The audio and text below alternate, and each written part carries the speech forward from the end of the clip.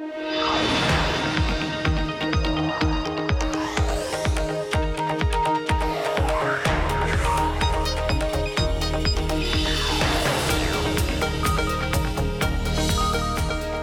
Brad Stone. This is Bloomberg Technology. Coming up, U.S. stocks close out a stellar first quarter with tech stocks surging to all-time highs this week. We'll focus on the biggest winners. Plus, BlackBerry turns a profit as it reinvents itself as a software firm. We'll hear from CEO John Chen. And we'll bring you the top tech headlines of the week, including the latest on SpaceX's landmark rocket launch. But first to our lead. We close on the books on the first quarter of the year, and it's the best quarter for U.S. stocks since 2015.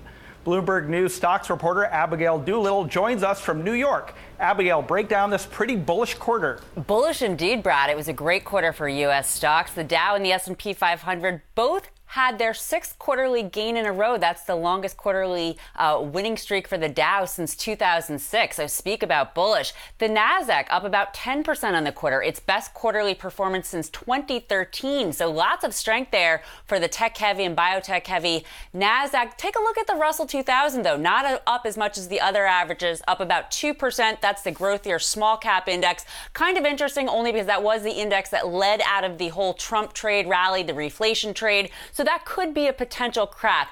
But sticking with the positive, let's hop into the Bloomberg and take a look at BTV 7363. Over toward the right in white, that is the SOX, or the Semiconductor Chip Index. It is up about 12% on the quarter. In blue, the biotech index up about 10%.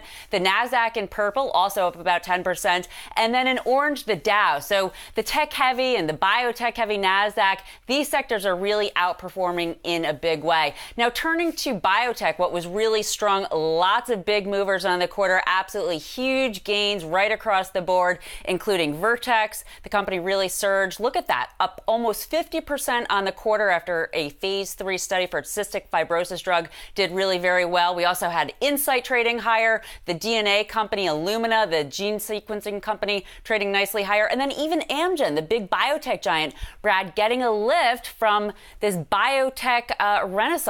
Really just a very strong quarter for that area of the Nasdaq as well.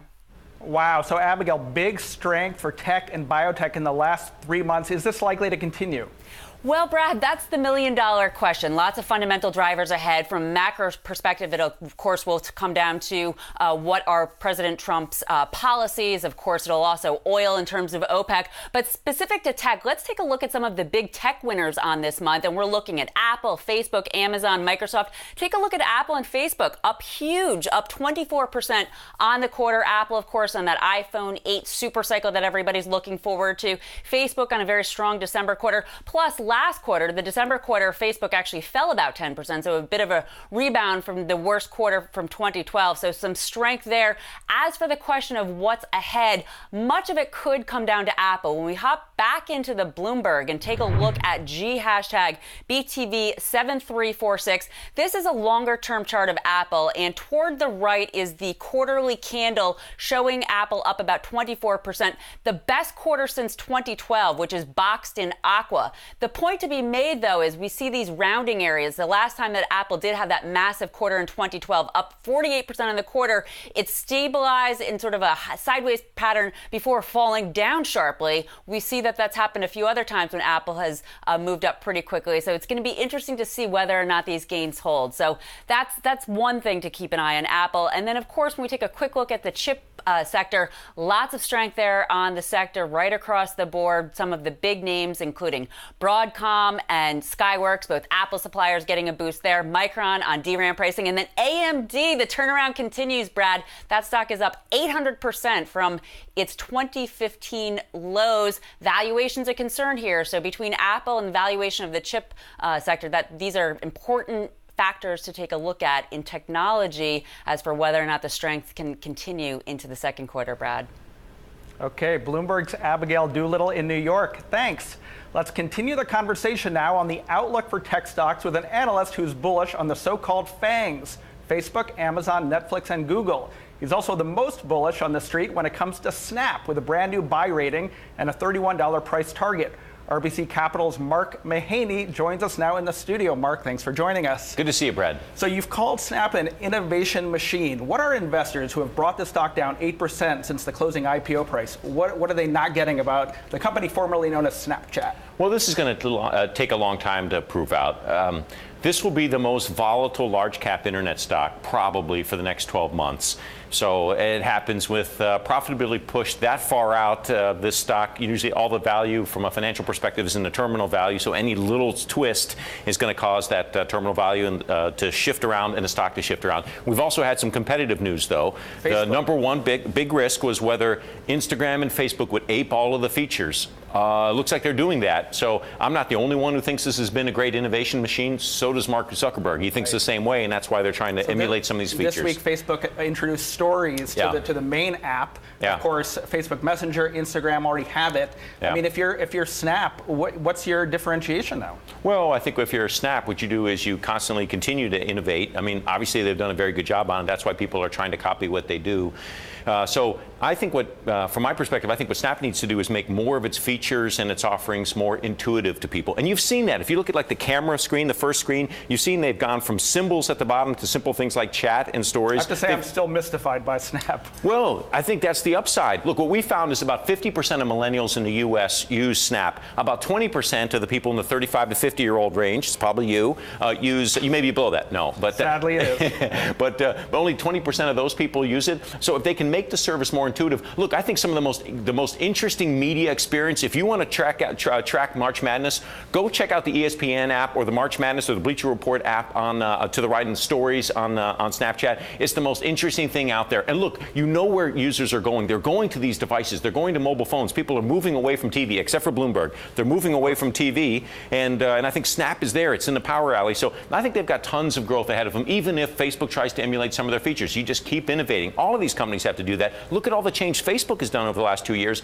Snapchat has to do the same thing, and I think they will. But you know, it's a bet. It's a risky stock, no doubt about it. Okay, let's turn to a company near and dear to both of our hearts, Amazon. Yes. A remarkable admission this week. They closed down the Quidsy brand. They had bought it, I think, it was 2010, 2011, diapers.com, wag.com. They said they couldn't make it profitable. Amazon saying they can't make a franchise profitable there's irony there. What's going on? So I was going to ask you that question coming here, but it is interesting. I've never heard Amazon doing it. And I think they've shuttered other things in the past, Amazon auctions a long time ago. And so for them to say that, I found it interesting. Now, either they're signaling to the public markets that we are finally about profitability, or they just could be, or they may be political reasons, given a large number of employees were in the state of New Jersey, that there may have been that angle to it. Or it just, actually, that's a very good point. Now, with the new administration that seems to be more focused on jobs, you may need to put a little extra explanation into your press releases as to why you're shutting something down. So all of those could be factors. And everything Quidsy sold, all those brands, Amazon sold those products itself on the main site. So there was some internal competition. And I think a lot of those, the features of Quidsy have already been integrated into core Amazon. Amazon has taken over that asset, and it probably took what it needed to, and then what was left they probably didn't need to keep. But they had to explain it. But there is just the intriguing idea that this company has really changed how it thinks about profitability. I doubt it. You believe? Yeah. No, okay. I don't. Yeah, it doesn't seem like it. No, they still invest for the future. Okay, let's talk about Alphabet. Not a great week for the YouTube franchise. Verizon, AT&T, Johnson & Johnson, all pulling their ads from YouTube because of a report that demonstrated that some of their ads are appearing on extremist hate speech on YouTube. How big of a hit is this for Alphabet, and what can they do to rectify it? Well, my guess is that it isn't that big of a hit, that they do solve it. This isn't the first time this has come up. I mean, 10, 15 years ago, advertisers were worried about what videos their ads would be shown against. So it's been a long-standing technology problem for YouTube, and I think it's a problem of massive scale. There's something like 6 million videos uploaded to YouTube on a daily basis, and policing all those is a tough thing. So I think there's a technology challenge. I don't know how to solve that. Are advertisers using this visibility to this problem, which, as you say, has always been there, to leverage more Why would that change be? the dynamic? Because we're in the upfronts. Could that possibly be? Yeah, I think there's probably a little of that negotiation going on in the public markets, i.e. through the public press. I bet you there's some of that. But I think advertisers will come back. And why? Because the fastest growing element of internet advertising, of all advertising, is where Snapchat is where Facebook is, and particularly is where YouTube is, and it's mobile video. If you want to reach demographics and if you want to get people who are spending all their time watching video, you need to be on YouTube. I don't think a core advertiser or a large advertiser can afford to be away from YouTube for an extended period of time. Well, I've heard you say before that programmatic advertising is the future of TV advertising. Does this week change your mind at all? No, I don't think so. I mean, look, if there are challenges, but if anybody can figure this out through artificial intelligence or machine learning, my guess is that it's Google. It's a problem endemic to society, and it's a problem endemic to a platform that has that many uploads a day. Okay, Mark Mahaney, thank you very much. That's RBC Capital markets analyst Mark Mahaney. And we discussed the latest on Alphabet in this week's Decrypted podcast. You can listen to that episode on iTunes and SoundCloud. Coming up, BlackBerry's revival. Shares are surging Friday after the company increased software sales by 30%. We speak to CEO John Chen about his turnaround strategy next. This is Bloomberg.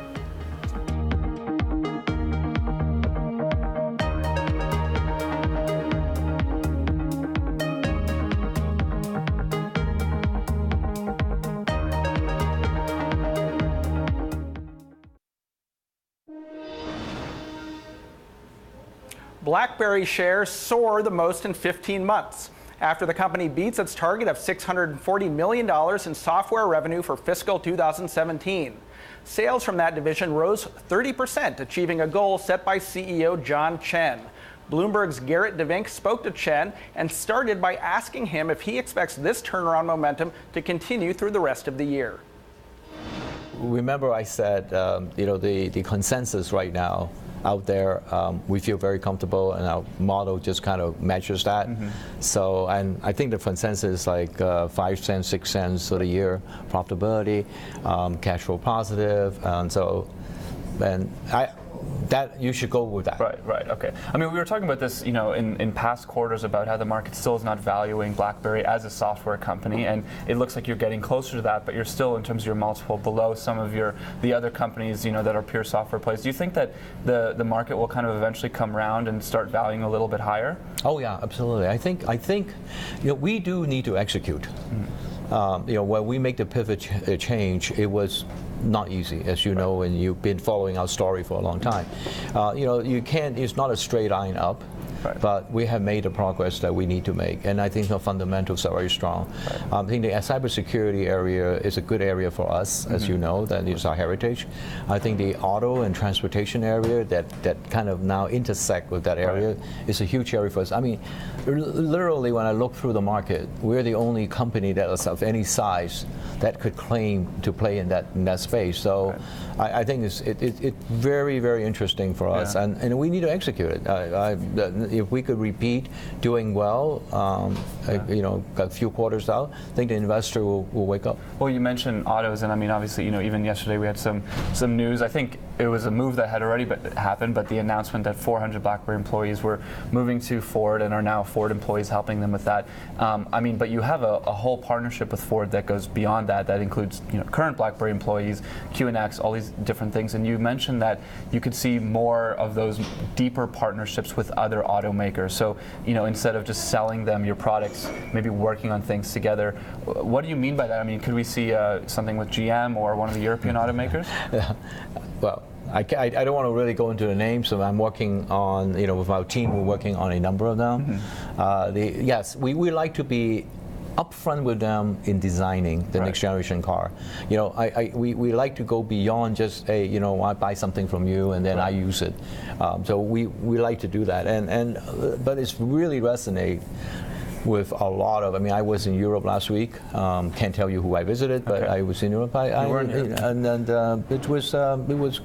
It was good. I think people could understand where BlackBerry added value there. Right. The deadline for H-1B visas is coming up very quickly, and I know this is an issue that you're personally passionate about. It's obviously immigration is important for your business, for the larger tech community in the U.S. We're sort of not exactly sure what is going to happen with the H-1B program, but what is sort of your thinking on that right now that we've had a few months since the election? Do you think we will see some serious disruption to that specific H-1B program? And I think the wording from the administrations and public was right. I think it unfortunately got tied up with the whole bigger issue of immigrations. But countries in the United States needs more talents in engineering, in science, medicine, in many areas. So the H-1B visa is a very critical component to kind of continue to add talent to the pool, And now we are very lucky because we actually have good operation in the United States. We also have great operation in Canada, and Canada does have a lot of great talent.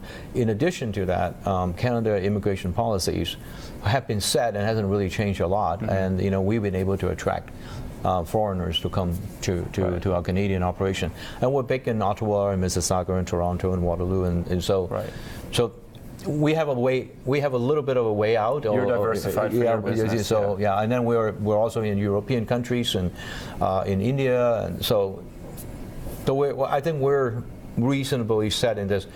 Having said that, it's still an important element for us and for a lot of the tech company in the United States. I mean, do you think that there's been anything recently that says, okay, maybe it's not going to be as big of a change, or we're not going to see as much disruption as maybe we felt in the days after the election or even during the campaign? Yeah, I do believe that when the both sides, whoever the both sides are, sit down and hammer out a deal, it will not be as quote unquote as robust as it was first stated, but I do expect to move the needle some. That was BlackBerry CEO John Chen with Bloomberg's Garrett DeVink. Coming up, Uber's self-driving car project may be at serious risk. We'll bring you the latest in the Uber Waymo lawsuit next. This is Bloomberg.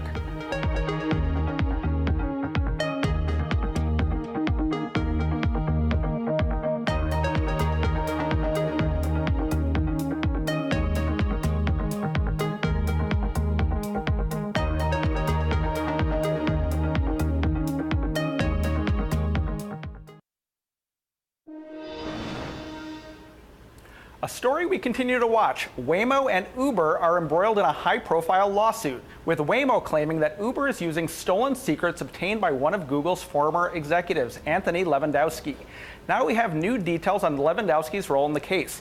Joining us now for more, Bloomberg technology reporter Eric Newcomer. Eric, at the heart of this case, a missing 14,000 files from Google that Lewandowski allegedly downloaded and Uber cannot produce. Where are the missing files? I think that's still the question. I mean, Uber's attorneys, are in court, and they're like, well, we're still looking for them. But clearly Lewandowski has them, and maybe his lawyer suggested that he not turn them over? Right. So Lewandowski, is looking to plead the fifth here, which in a civil case can sort of avoid testifying against yourself if there's the threat of a criminal action, and that seemed to be the suggestion here. But that puts Uber in a very difficult position. Yeah, does it hurt their case? Yeah, because in a civil case, you can't just say, oh, we don't have any evidence, prove it. You still have to produce evidence to defend yourself. So if their key executive isn't helping them to find the executive, that's really damaging to their defense. It's troubling. But Uber's lawyers asserted, and Judge Alsop seemed to accept, that it's possible that Uber maybe had the access to Google's LiDAR technology, but perhaps didn't use it. Is it possible that Lewandowski developed a unique LiDAR in his short time at Uber? Right. And that seems like what Uber's probably going to argue. I love the exchange with the judge. He's like, it's possible. It's also possible that they did use it, So, I think that's going to be the defense. And then Lewandowski himself will have to deal with, the implications of whether he stole them or not. But I think Uber hopes to argue that, well, we built it a different way. We're fine, whether he took these files or not. But the judge was definitely sort of asking this question, like, why why is this guy still working for you? You guys can fire somebody who doesn't produce documents. You don't have to keep having him at the company. Why do you think he is still working at Uber? I think that's a question, I'm trying to figure out right now. And I mean, he's close to Travis. I forget, one of them said to the other that they're a brother from another mother. Travis said that, yeah. Could never remember which. Well, the threat here is that Judge Alsap passes a preliminary injunction that stops Uber from developing self-driving car technology. What are the implications if that comes to pass? It just, it really slows things down. This is a race, and it's a race to get miles on the road. And, Uber's out deploying it in Arizona and Pittsburgh and testing in San Francisco. So it's not something they want to see happen. It would definitely be a blow. And the judge was definitely like, we might be getting into it, preliminary injunction territory. So it's definitely like, you guys need to come up with something, or Google has a pretty strong case. Okay, last question, though. This is part and parcel of Uber's really terrible now 2 months. What can they do to turn this around? I don't know. Everyone they have to just bite off and deal with separately. Overall, we saw this Eric Holder report on their cultural problems. They're hiring this COO. They need to give that person a really big role and have them sort of probably disown some of the mistakes of the company's past. And that's the best hope they've got, I think. Okay, Eric Newcomer, reporter at Bloomberg Technology. Thanks for joining us. Thanks. Coming up, FCC broadband privacy rules were thrown to the side this week by the U.S. Congress. Why your web history could be at risk next. This is Bloomberg.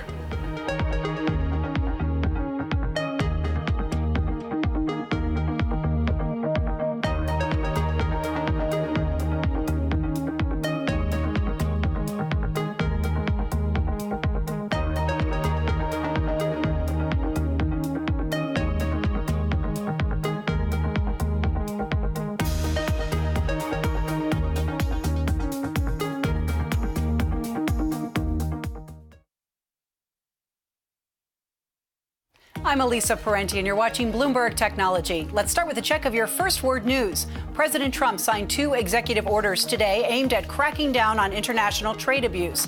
The directives come as the president is set to meet next week with China's Xi Jinping. Mr. Trump has blamed China's policies for U.S. trade deficits and job declines. U.S. Defense Secretary James Mattis says Russia has a documented history of violating international law. The chief from the Pentagon spoke today at a conference in London.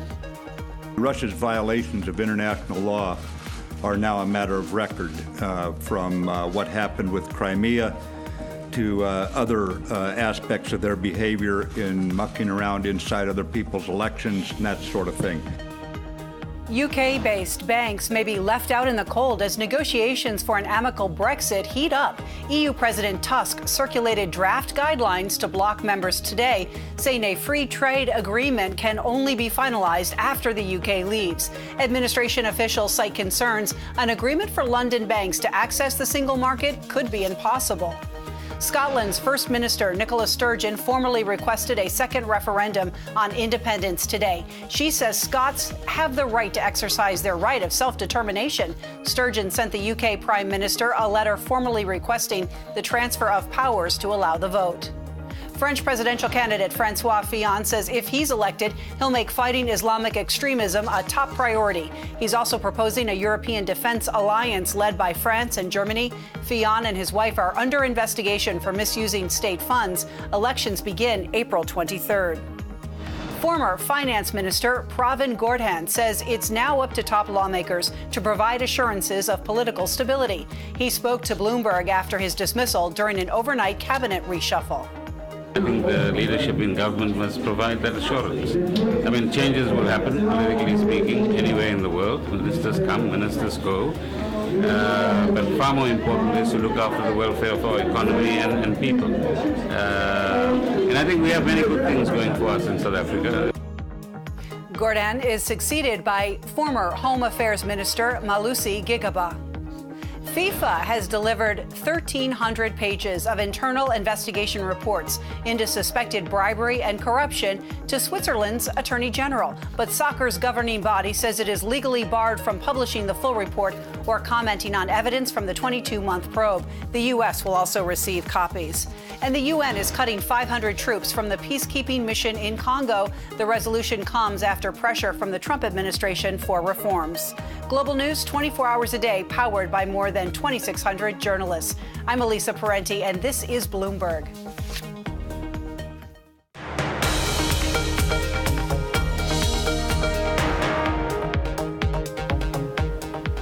This is Bloomberg Technology. I'm Brad Stone. Consumer protection advocates were dealt a major blow Tuesday when Congress voted to overturn FCC broadband privacy rules.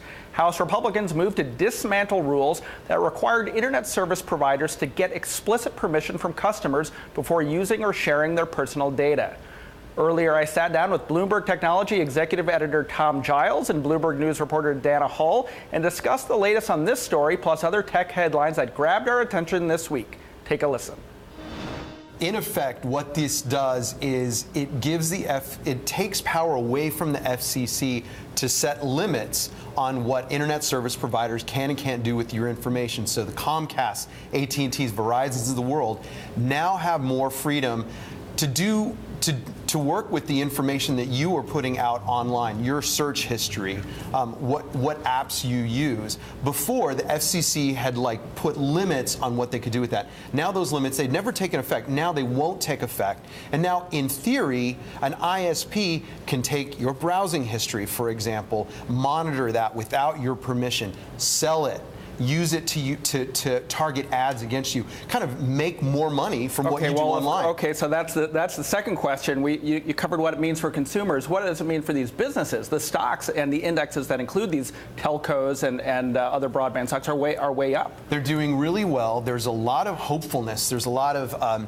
expectation that the Trump administration is going to deregulate, take away these constraints that lawmakers say the Democrats had, just kind of overreached with the FCC. The idea here is that that regulation that was in theory holding back the AT&Ts of the world again is going to be taken away. They're going to have more freedom. They're going to be regulated more by the FTC and not the FCC, and maybe plow some of that profit back into making innovative products.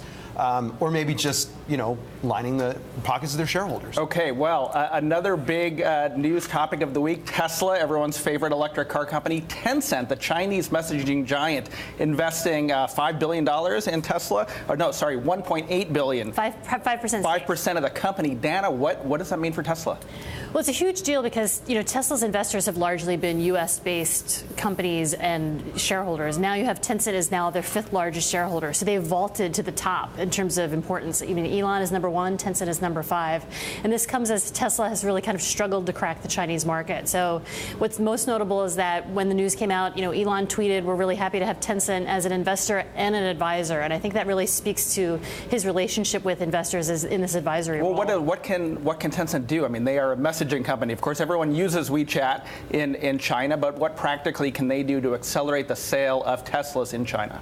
Well, I think they can really use WeChat as a marketing platform to kind of reach consumers. I mean, China is the world's largest auto market, and Pony Ma has this vision of not just autonomous cars, but also kind of embedding mapping software into the messaging, and maps are huge for Tesla. I mean, you've got to have good mapping software if you're going to sell cars in China. Tom, what does it do for Tencent? Tencent, of course, a big investor in Didi. Right.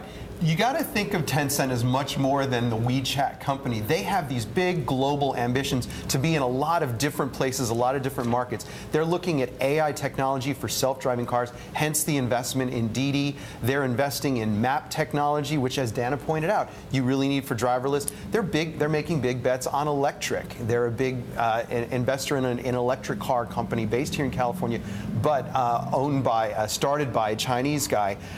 So they've got big ambitions in AI, electric, and this kind of furthers them down that road. And Ma has said he would like to see them get into developing AI technology in the future.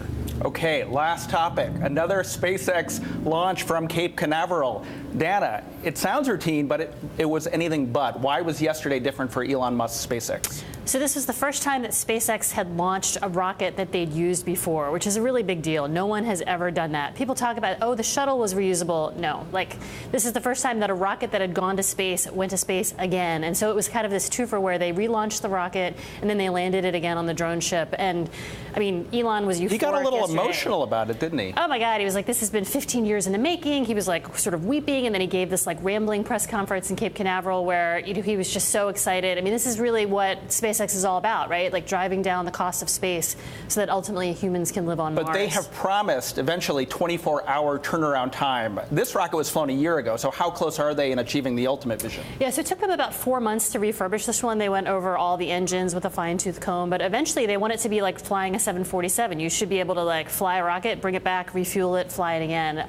That's still far ways off, but you know, Elon's always pushing the envelope. Okay, I promised a mystery question for both of you guys. So if Elon calls you next year, Tom, we'll start with you, and says, we're taking humans to space, you can be the first journalist in space. Do you do it? Absolutely. I don't think he's going to be calling me. Dana, maybe. Dana, would you do that? It depends on, so I think it would be very exciting to go to Mars, but I have some concerns about like the infrastructure of Mars. Like, when I get there? Perhaps on Mars. Maybe it's an orbit of the moon. I'd fly around the moon. That'd be cool. And remind us what his ambitions now are with human space travel. Well, so I think part of it is Trump is very interested in the moon. So now, like, Mars is still the long-term goal, but we want to go to the moon first. So he's got 2 private citizens. If anyone knows who they are, give me a call. That have paid SpaceX a significant deposit to fly around the moon late next year.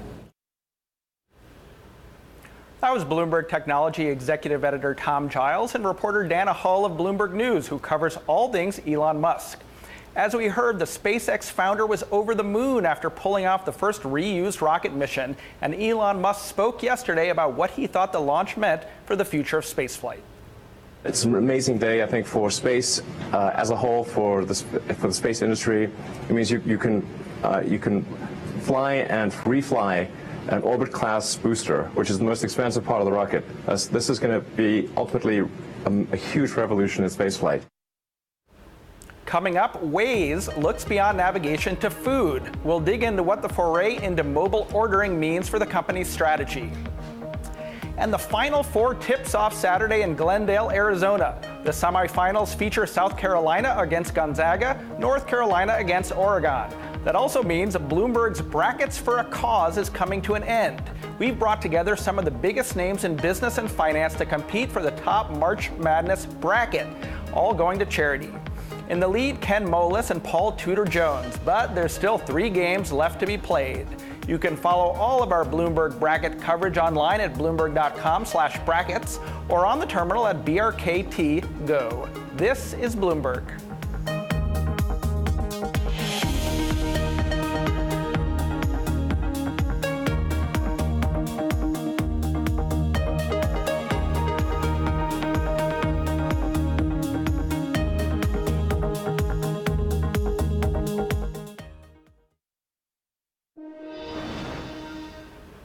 Google's Waze is expanding beyond maps. Users of the navigation app can now place orders for pickup at Dunkin' Donuts. The partnership is just the latest move for the company.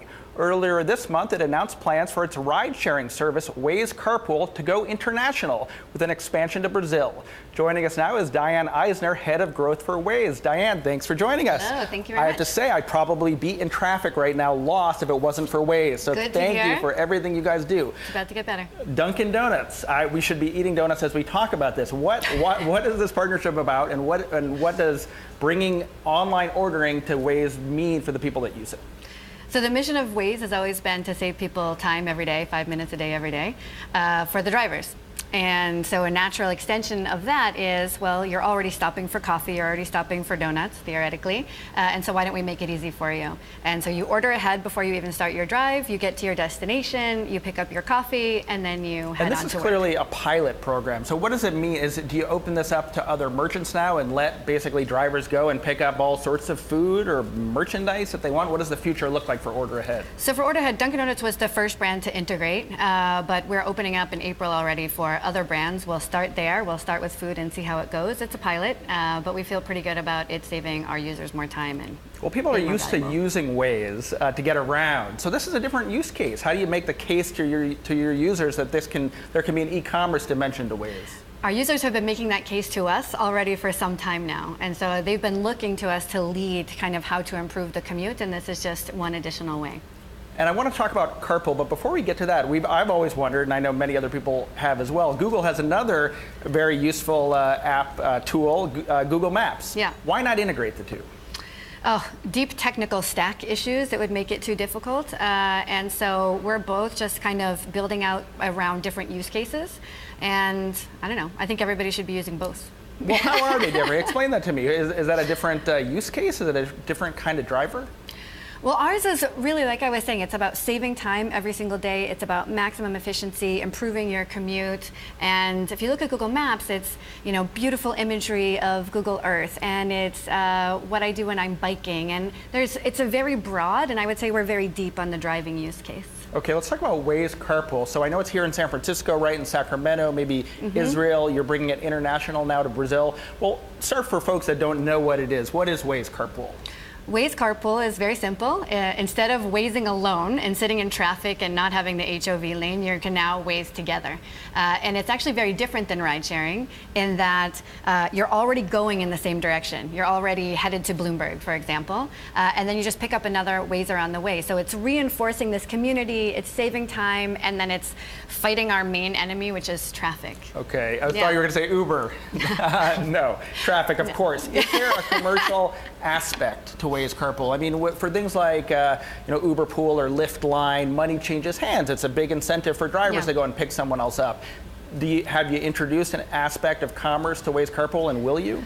We have. It's a very different model in that, again, you can't be a professional driver because this is really just already going on your own route. And we limit the amount of times a day you can do it. You do get paid as a driver. And as a rider, you are paying a little money, but not very much. So here in the Bay Area, it's about 4x more than Waze Carpool if you wanted to use a ride-sharing service or a taxi or something like that. So there is money, but there's a taxable limit, which is 54 cents per mile. If we can pay the drivers that exact amount, then it's not taxable for them. It's literally covering fuel and wear and tear. A lot of this happens organically and has for years, crossing the Bay Bridge and in Washington, D.C. with the slug lines. Yeah. Can you partner with cities to bring Waze carpooling into this activity that people are already doing? Well, now that you ask, we already partner with 250 cities around the world for Waze itself, where even in Rio, we just worked together with them to reduce their congestion by 27% in Rio. And we're doing this with partners all around. So yes, I think with the huge amount of drivers that we have already as this driving community, plus the cities we already work with, and this very simple technology, it should be a very easy way for us to get matching at a scale that hasn't really existed before. That's what we hope. It's easy for us pesky journalists to look at this and conclude that this is Alphabet's way of backing into the ride-sharing category. Is it? I mean, how different is it? Can you get to formal ride-sharing with Waze carpooling eventually? Is that the plan? So I wouldn't assume that there's much of a plan with any of the big tech companies. First of all, we have this mindset of try things, see what works, and Waze, again, we've been even since the acquisition, full on in our mission. And it's really about what's going to happen in the future of mobility. We know there are going to be flying cars, and we know all of that, and there will be no more traffic, but we're very practical. How are we going to get there today? What can we do right now that kind of blazes that trail? What are the services? What are the software that's going to be needed? And so that's really where we're focused. Not part of a bigger strategy. That's a big one as it is. Get rid of traffic altogether. You think that's an achievable goal? I do. Otherwise, I wouldn't be working on this. But, obviously I'm a bit of a dreamer, starting Waze and all of these, startup mentality. But again, it's the practical look at if right now half of the Wazers we had even in LA, if they were Wazing together instead of alone, we would shave 10 minutes to start off of a 1-hour commute. It's feasible. Well, earlier in the show, we talked about the Waymo self-driving car efforts. Do you see Waze as a platform for Alphabet to deploy self-driving cars eventually? I think that it would make sense down the road, not just for Waymo, but for self-driving cars to be a core part of a foundational vehicle strategy for any service.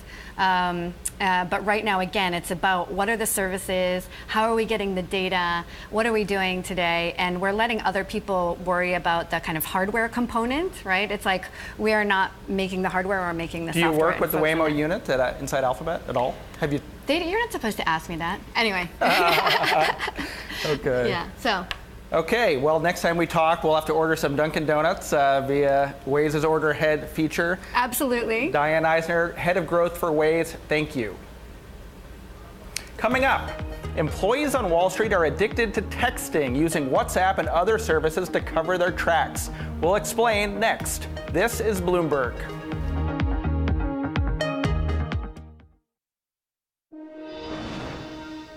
Now to one of the most popular stories on the Bloomberg. Illegal texting on Wall Street seems to be going off the rails. Creators are using apps like WhatsApp and Snapchat, which are virtually untraceable, as ways to skirt financial regulation and share dubious information. Bloomberg News reporter Laura Keller spoke about it earlier on Bloomberg Markets. SEC and FINRA, two of our agencies that regulate banks and also asset managers for the SEC, say that any business who is in financial services actually has to keep those business records. So if you're an employee that's texting, it's not you that would be breaking that law, but it's your firm that needs to be able to see anything that you're using to conduct business. Of course, if that's a personal friend, and sometimes that gets a little gray, that part would be fine. You could text about that. Just nothing in the terms of how you're going about with business communication. Well, but so many customers are people's friends, so that gray area gets pretty big. Some people have already gotten in trouble over this, right? Yes, exactly. So we had two cases in the story that we cited. One that happened yesterday. It was a ex-Jefferies banker in the UK who was cited by the authorities there for sending to friends, essentially, some information about pending deals. He was a banker. So nothing in that case was illegal in the sense that he wasn't benefiting from that trade. There's no profit there. There's no loss mitigated. But he wasn't supposed to be doing that, and it was supposed to be kept in confidence. So he was fined. The other case that we have seen was more egregious in the eyes of the U.S. authorities, and that one is an indictment against a money manager for the New York State pension. And those individuals, when they manage money, they're not allowed to accept any entertainment, gifts and things from anyone who is trying to do business with them. So there you had a case that prosecutors are still going forward with. One of the salespeople isn't cooperating, and the money manager has pled not guilty. There, authorities said that they were using WhatsApp to try to evade capture about these bribes. On purpose. On purpose, exactly. So that case, as we say, is still in court. We don't have a verdict on that yet. But those are the two sort of very far, securities laws, potential breaking that we see. The other things in the story, though, that we looked at, a lot of it really is, I just don't want my boss to know that I'm complaining about work, or maybe a little bit more gray area where I have a trader who's leaving and probably shouldn't be spreading that around the street, but I do want to let some of my friends who also happen to be my colleagues at rival firms know that he's leaving. So it does seem pretty rampant from your story, and the examples you're talking about seem like they're pretty common. Right. What are these firms doing? Are they going so far as to say, you know what, you can't even have your phone on the floor? Exactly, Julie. So some firms, most of them really have some policy in place to say, look, we really don't want these phones on the floor because we know that it really opens up all of these issues.